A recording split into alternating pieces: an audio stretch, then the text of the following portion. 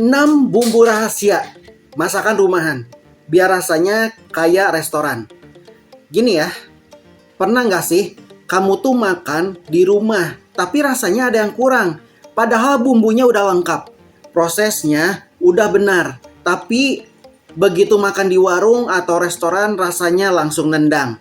Gurihnya dapat, aromanya bikin nagih. Nah, rahasianya bukan cuma di resep, tapi di 6 bumbu rahasia yang sering dipakai di dapur profesional tapi jarang dipakai di masakan rumahan. Ini bukan bumbu aneh, tapi kalau tahu cara makainya, rasa masakan kamu tuh bisa naik kelas. Yang pertama, kaldu bubuk. Rasa ayam, sapi atau jamur. Kenapa penting? Kaldu bubuk itu umami booster. Bahkan restoran sering pakai kaldu jamur atau kaldu ayam untuk memperkuat rasa sup, tumisan, sampai sambal. Tips pakainya gini ya, gunakan sedikit saja, 1/4 sendok teh. Karena setelah masakan hampir matang maksudnya ya, gunakan sedikit saja 1/4 sendok teh setelah masakan hampir matang. Jangan dipakai di awal, nanti rasanya menguap. Yang kedua, gula merah, bukan gula pasir. Kenapa penting? Gula merah bukan cuma manis, tapi ngasih rasa karamel. Jadi ini tuh bikin rasa masakan jadi bulat gitu, lebih matang di lidah ya. Matangnya tuh mantep di lidah. Nah, tips makainya kayak gimana? Serut atau larutkan dulu biar rata.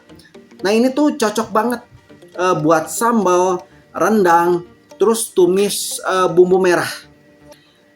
Terasi bakar yang ketiga. Kenapa penting?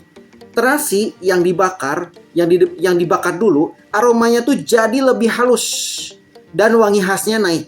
Ini rahasia banyak sambal dan tumisan khas Nusantara. Tips pakainya gini, bakar di atas api kompor atau oven sebentar saja. Tumbuk halus dengan bawang untuk sambal atau campur di bumbu dasar. Yang keempat, bawang putih goreng dan minyaknya. Kenapa penting? Aroma bawang putih goreng kasih efek renyah gurih yang langsung mengingatkan kemasakan restoran Chinese food. Minyaknya mengandung aroma sedap yang khas. Tips pakainya gini, goreng bawang putih, iris sampai keemasan, terus simpan minyaknya. Gunakan sebagai topping dan minyak finishing di tumisan atau nasi goreng. Yang kelima, kecap ikan atau saus tiram. Ini kenapa penting? Dua bumbu ini kasih rasa asin gurih yang beda dari garam. Rasa sedapnya lebih kompleks dan sering jadi signature taste restoran Asia. Tips pakainya seperti apa? Tambahkan di pertengahan memasak agar menyatu sempurna. Jangan terlalu banyak karena asin dan beraroma kuat.